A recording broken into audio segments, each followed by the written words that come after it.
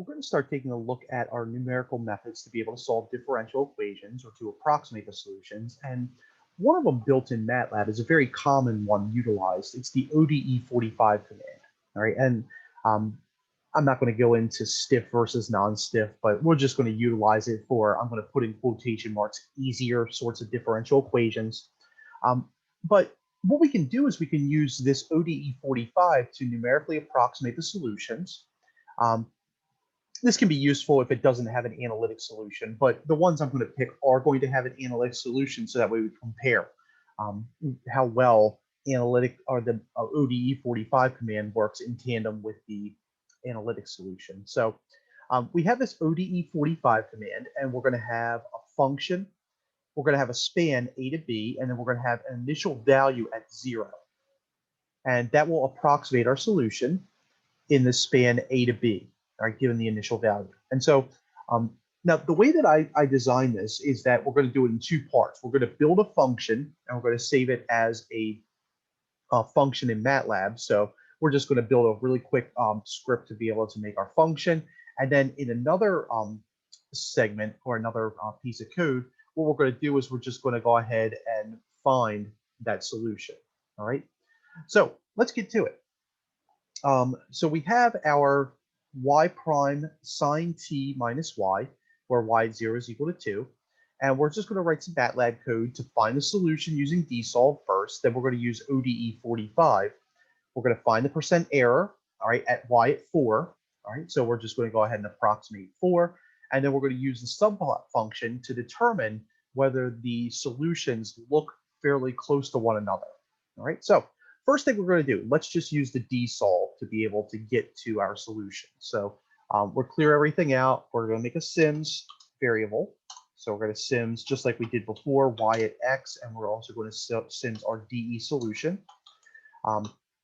Then we're going to go ahead and build the equation. So the equation is going to be equal to diff y comma x is going to be double equal to, remember we had sine of x minus y. Right. We're going to have a condition. So condition is going to be that y at 0 is equal to 2. All right. And then we're just going to use our dsolve function. So DE solution is going to be equal to dsolve. And we're going to have EQU comma cond. All right. So that gives us the analytic solution.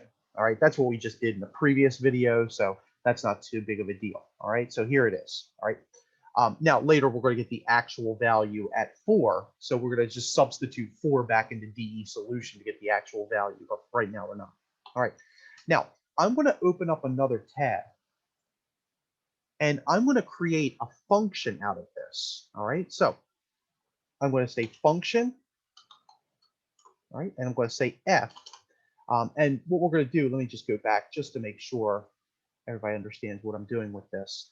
I'm just making a function of our differential equation in another file, and then I'm going to call it with the ODE45 function in the first one, or the first script that we created. All right, so we're going to have a myfun1.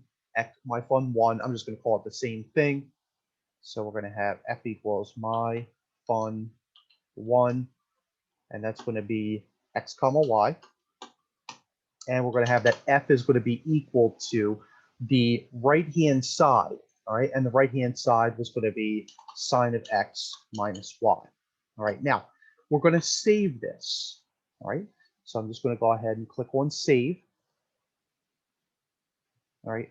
And I'm just going to call it myfun1, all right? Let's just save it, all right? And check this out. This is how you know that you're on the right track with it, because over here, and we haven't seen this before, but now we're going to get a function that we can call in another script, right? So now I'm going to go back and I'm going to actually find the solution to the differential equation. And it's going to be as a vector, all right? And I'm going to go ahead and just run this when we're done, just to show you what this looks like, all right? Now I'm just going to call this x value 1, and I'm going to call it function 1 is the output for this, all right? And that's going to be equal to ODE45, so that's our call, myfun1, all right, so that's my function 1, The span that I'm going to do this is from 0 to 4, all right? And eventually what we're going to do is we're going to use the differential, or we're going to use the ODE45 function to be able to end up at 4, starting at 0. And the initial condition was that y at 0 was equal to 2, all right? It's the same one up here, all right? So we're not really changing anything, all right? Now, I'm just going to go ahead and run this. All right. We can put a comma in there. It doesn't really matter if we do or don't. But since MATLAB says it's best practice. And I just want to show you what the ODE function spits out if we've done all the syntax correct. All right. Now, what the ODE function spits out, these are the partitions of the x value. All right. So step size, basically. So it looks like we have a step size of 0.05 each time. There's a little bit more going on behind it, all right, but roughly the step size as generated by MATLAB, all right, just because it uses algorithms to figure out the best possible cases. And then these are the outputs. All right, so that's what we have, all right, starting at 2. Now, the other thing that we want to do is let's get the actual value. So the actual value is going to be equal to, when we substitute the back into DE solution, and we're going to substitute for x, and we're going to substitute 4 back in. All right, so let's just go ahead and run this. All right, and we're going to piece this together in a moment. All right, and of course it just gives us that, so the exact value. So let's just print f just to see if we're on the right track with this. I'm just going to do a %f, and we'll change this in a moment, and we'll say actual. All right. So execute.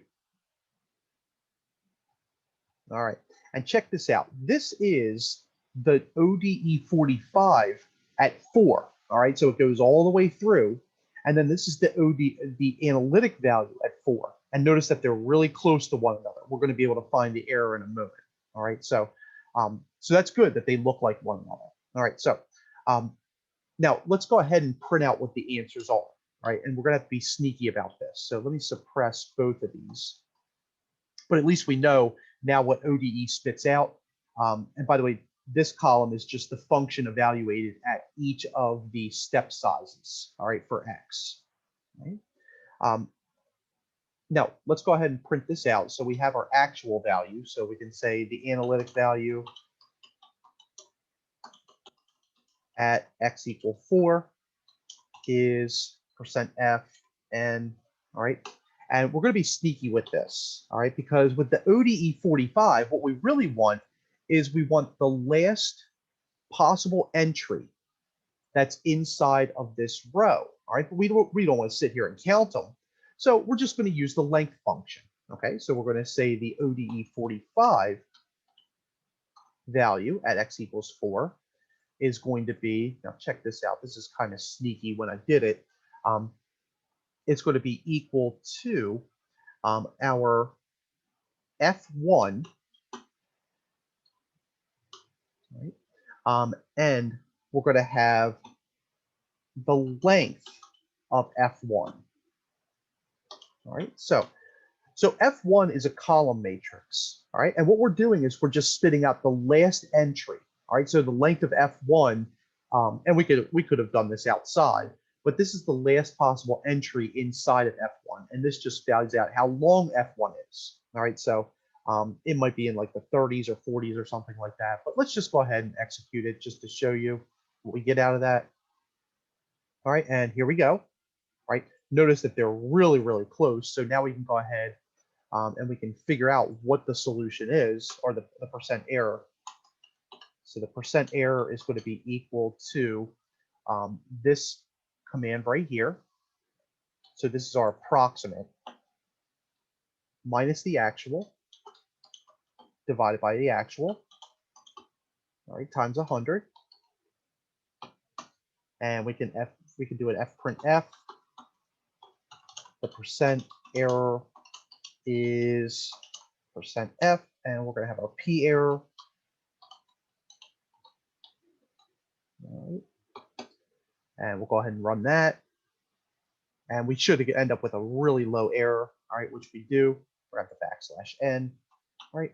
And then finally, let's get a subplot to see what's actually going on with this, all right? So I'm going to have a subplot, and we're going to have 1, 2, 1, and we're going to just easy plot